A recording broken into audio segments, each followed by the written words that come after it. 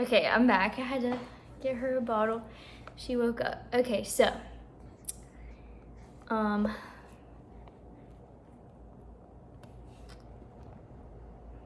where did I leave off? Okay, I was telling y'all Nathan had one leg, my nurse had the other one. And so we started pushing with each contraction, and our doctor was really cool. I kept trying to like look up and see what was going on, but my belly was so big I couldn't see anything. And I could feel pressure. So I could just feel something like just pushing and pressure down there. So I knew she was right there. And then he was like, oh, we can see her head. So I kept trying to look up. And he started laughing at me. He was like, do you want to see? And I was like, sure.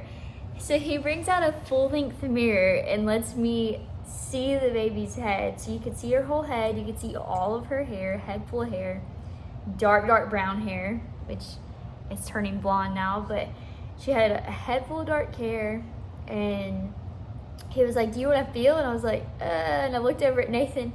And before I could say anything, he like grabbed my hand and let me touch the top of her head, which was so cool. And then I pushed like 2 more times, and he was like, all right, here she comes. And they took the mirror away, I guess, for whatever reason. They didn't want me to see that, I guess. And then all I remember is I pushed maybe, I don't want to lie, but I think I pushed like 4 times, because I pushed twice with each contraction. So I think I just pushed 4 more times. So in other words, 2 more contractions, and I think she was out. And so she came out, and I was looking at her, and she was like this purple, black-headed looking little tiny baby. And I caught a glimpse of the umbilical cord, and this is all happening like in split seconds, so quick. And then she screamed, and then they put her on top of my chest with like a blanket. I mean, not a blanket, a towel. And so Sophia's nurse stepped in, and she's like trying to, we have pictures of this part. This is when Nathan pulled out his phone and started taking pictures of her. And so I think between that, I think he cut the umbilical cord. I'm not really sure. I completely missed that. I have no idea exactly when he did that. I completely missed that. I'm assuming I was just staring at her and paying attention to her, so I missed it. But she starts crying, so we've got pictures of that. So the nurse is like drying her off, and she didn't really have any blood on her. It was more of that white, thick stuff. And so she dries her all off, gets her all good. Then, they unclip my top or whatever and put her on my chest, so skin to skin, like immediately. And in the meantime, I happened to catch a glimpse of the umbilical cord, like I had said. And so I wasn't really paying attention to it. I was paying attention to her. But I was looking up, and his assistant, so his nurse, I'm talking about the doctor, said, wow, have you ever seen an umbilical cord this beautiful? And so I'm looking, and it was a perfect spiral, and it was deep, dark purples and blues. I mean, absolutely beautiful. And so he made a comment sometime during all of this, and I don't remember exactly when, but he made a comment of, I've never had a first-time mom go into labor this quickly and have no complications. He said this was very fast. She came here and y'all are both healthy. So with all that being said, we had no complications during our pregnancy. I will say during like month 8, I got kind of anemic. And that was my personal opinion. So I got the doctor to take a blood test, and I was 1 point less than what normal was. But I craved ice, and I've only done that once in my life other than then. And that was when I was like super anemic. Not super, but just anemic a little bit. But I could just tell, because I don't ever crave ice. But I was craving ice so bad at the end of my pregnancy. I probably drove Nathan nuts chewing on ice. But anyway, so we had no complications other than that. That's not really a complication, it's like a side effect. But we did all of the tests, all of the testing from blood work. That's how we found out what her gender was. So she was completely healthy. We didn't carry any genetic, mutations or anything like that. She didn't carry any mutations. Tested negative for everything and normal for everything, and so did I, including like she's gonna fuss.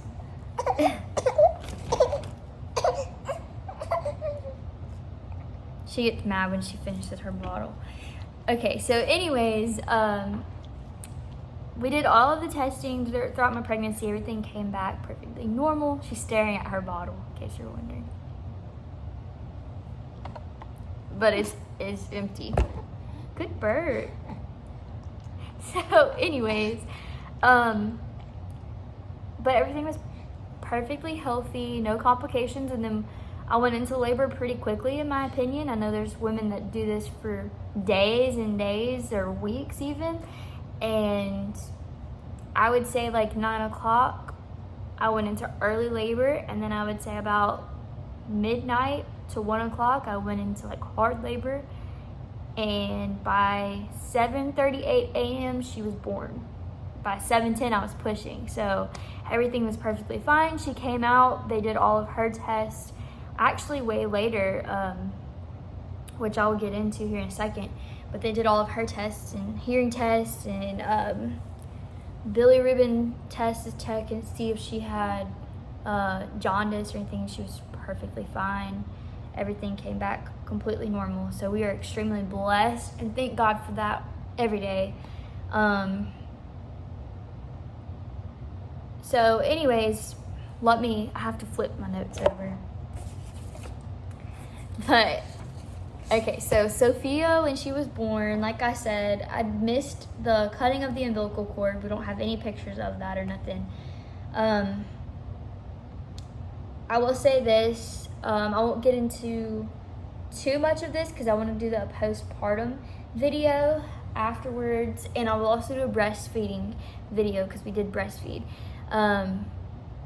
But so she was born and I'm holding her, and then Nathan starts taking pictures or whatever, and I'm looking down at her, but I happened to look down because my doctor was doing this, and turned out I looked and he had stitches in his hand or whatever, and I was like, ooh, how bad? Because I can't feel anything, so I'm like, woohoo, whatever, I can't feel anything. I just had a baby, she's healthy, she's whatever.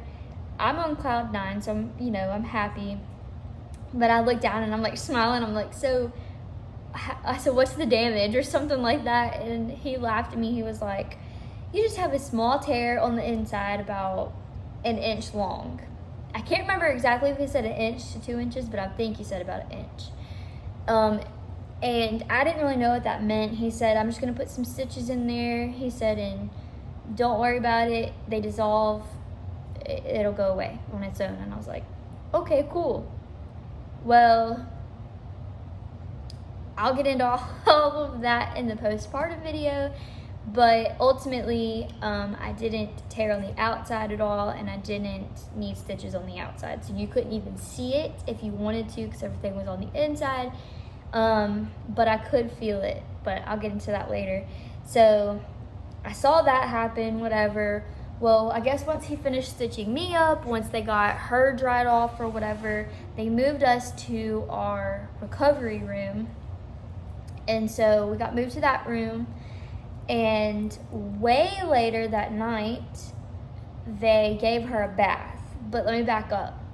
Sometime during Friday, I think it was about 10 o'clock. We had her at like 7:38. So sometime around like 10 o'clock-ish, they came in and weighed her, and she weighed 6 pounds, 11.4 ounces. She measured in at 19.25 inches long. Like I said, she had a head full of hair. which all of her hair is still there. None of it has fallen out, and she's almost 4 months old. But it's turning lighter, like it's getting my color blonde. So that was a little bit different. Pretty cool experience, but it was dark brown like my dad or Nathan's hair color. But to me, she looked identical to my dad, which I'm my dad's twin, and she's obviously my twin. So she's changing now, but she also had very deep blue eyes, and we were told they would probably turn brown. You know, they change, but it turns out, I don't know if y'all can see it in this lighting, her eyes are still blue. It's just crazy. They're just like a darker blue, but they're beautiful color. So anyways, that's pretty much about her. That's pretty much the whole birthing story. We got moved to our own room, and the hospital did a lot of things different than I've ever seen, because you know, I have a bunch of little sisters, and then you know, have best friends that have babies, whatever. Well, this hospital, which is a Baptist Memorial here in South Haven, never ever did she leave our site or our room. So the entire time, every test that they ran, the bath that they gave her, when they weighed her, everything was done in our room, which I think is amazing. I loved it. Nathan felt uncomfortable because it was just a different way of doing things. I loved every single bit of it. So he thinks they also left her diaper on during her weight check, and so he thinks that that's you know, not her accurate weight, whatever. But you got to think, in other hospitals they have blankets over the scale too, so I don't think anybody has their exact true weight. Plus they waited, so he thinks they waited and all this other stuff, that her weight changed. But I mean, she pretty much, no matter what, weighed 6 pounds, because you know, 11 ounces added on to that. Her diaper, I don't know how much a diaper weighs, but I don't think it was, and it was a newborn diaper, I don't think it weighed that much. But anyways, so that was a little bit different. I loved it because I didn't have to go without having my baby. And they took her for testing. Literally, we had a huge room, probably almost as big as this living room. And so I'm in the hospital bed, and they just moved her like a couple feet away from me, picked her up, and did whatever they were doing. They did the jaundice test. They pricked her little heel right here, which I thought was like a prick. I thought it was literally a needle prick. I don't know if this is everywhere, just our experience. But she actually, if you look hard enough, she still has a scar from it. But they have, I mean, it was like a scalpel is what it looked like, cut her, versus a needle prick to draw blood to do other tests. But that hurt my heart. She screamed for that, and that hurt my heart so bad. Plus she had to get down naked to do, you know, all of her other testing, whatever, and she didn't like to be undressed at the time at all. Now she don't care, but she would scream her head off if you undressed her and she got naked. But anyway, so they did all of these things. They gave her a bath at like 1 a.m. that night on Friday night, which I guess is Saturday morning. They came in really late. Nathan didn't like that. He thought that was rude, but I never went to sleep, so it didn't bother me. He was the only one sleeping. So let's see, what else did they do? They did the hearing test in there, which we were being quiet. I never had the TV on, never really watched the TV either. But that's pretty much, I think I covered everything. They stroll you down in the hospital in the wheelchair, and so I stayed in the wheelchair or whatever. They make you bring the they make you bring the car seat inside, make her sit in the car seat, make sure that, you know, we actually got our nurse to help us because we have a Snug Ride 350 or 360 or whatever by Graco, and So we didn't even know how to use it. It looks so different than normal car seats.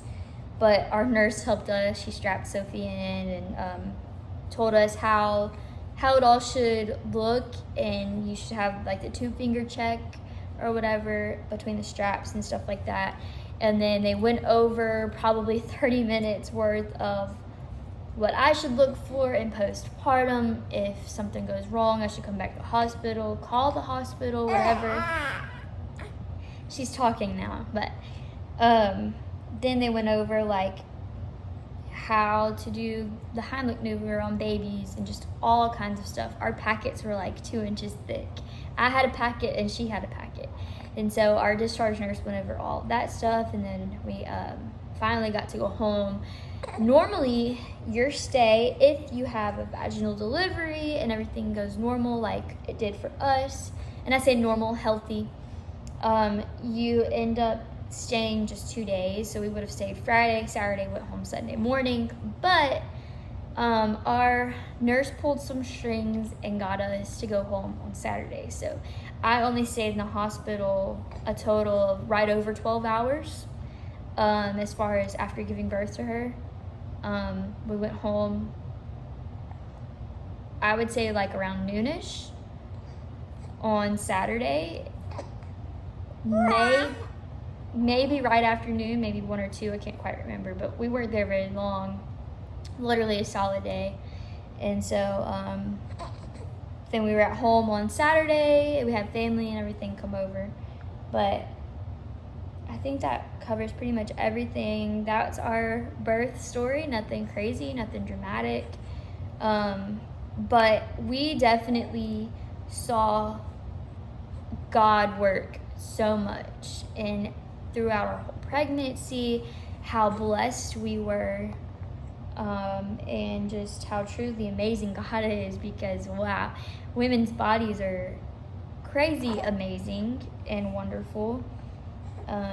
It's crazy that this was even in my stomach at one point. Like, that's just amazing to even think about. But we definitely saw God's work so many times, and the comments from the nurses between, wow, I've never seen contractions last a solid 2 minutes like this, and then, you know, wow, have you ever seen an umbilical cord this beautiful? And what do they do for a living? Literally deliver babies for a living. So just things like that made me feel amazing on the inside, but also you get to see God's work in all of that, and that's just truly beautiful and truly amazing. But say we're still healthy and happy today, and say we will see you next time, huh? Say goodbye. Can you say goodbye? Say bye-bye.